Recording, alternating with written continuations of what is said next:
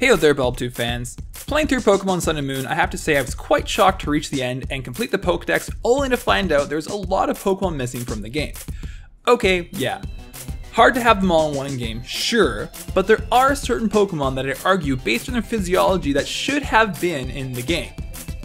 And so I bring you my top 10 Pokemon I can't believe aren't in Sun and Moon that should, but probably won't be in Ultra either because fact logic. Oh, and before we start, obviously you can use the Pokebank, you can trade and use Wonder Trade, etc, to get said Pokemon, but this video is based on Pokemon that would/should be native or at least very well living in said region. Number 10. Go-Go. Did you know that on some islands in Hawaii there are wild goats? Yep, they are owned and kept by no one else but themselves. I definitely was expecting Pokemon Sun and Moon to pay homage to this and have Go-Goat in the game. I was kind of disappointed that they didn't. Number 9. Cherim. Again, quite surprised in Game Freak's choices of which Pokemon they decide to include.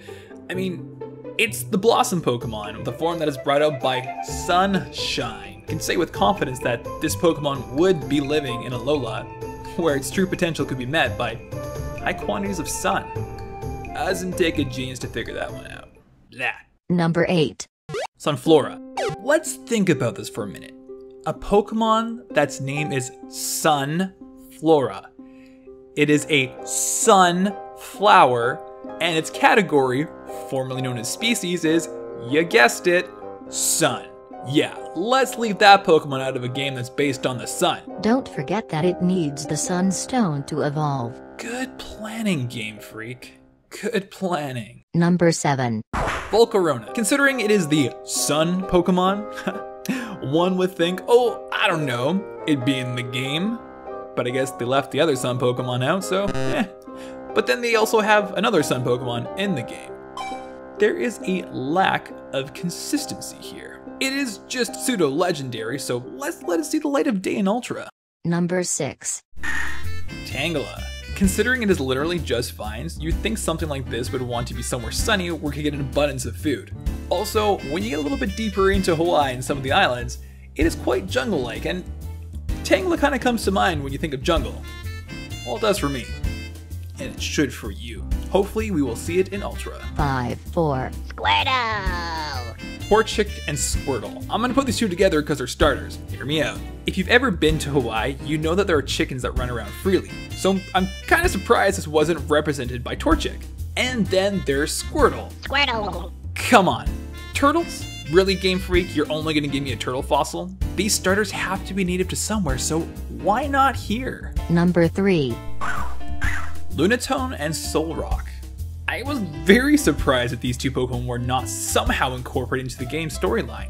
I'm pretty happy we got this guy, but there's just so much more you could have done with the Sun and Moon-shaped Pokemon in the respected games. Perhaps the Age of Ultra will give rise to power in these two Pokemon and we will finally see them have another evolution.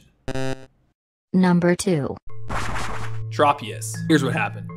Pokemon releases a tropical environment for Pokemon and leaves out the one Pokemon whose name has almost the entire word tropic in it out of the region. This Pokemon would definitely be living there. I mean, it can fly. It would fly there. Number 1. Blossom. Of all the Pokemon on this list, no, the entire Pokemon franchise, I would argue that Blossom is the most Hawaiian-themed Pokemon. Look at it. It's a freaking hula dancer that requires a sunstone to evolve. How does that not qualify it for Pokemon Sun? Maybe it's overqualified. Hey, I don't need no heckling from you. Blossom, you best be available in Ultra. And to make up for your lack of appearance, you should get a Mega or Ultra form. Some kind of new power form that makes you amazing. And you're still cute. As I'm a fairly optimistic guy, I have high hopes for Ultra. Maybe there'll be new regional variants, new Megas, and more importantly, more endgame content. Besides that wretched battle tree. Blah. help a brother out and pledge to become a patron on Patreon. Be sure to check out my hilarious take on how Alolan Persian was made. And subscribe if you haven't already.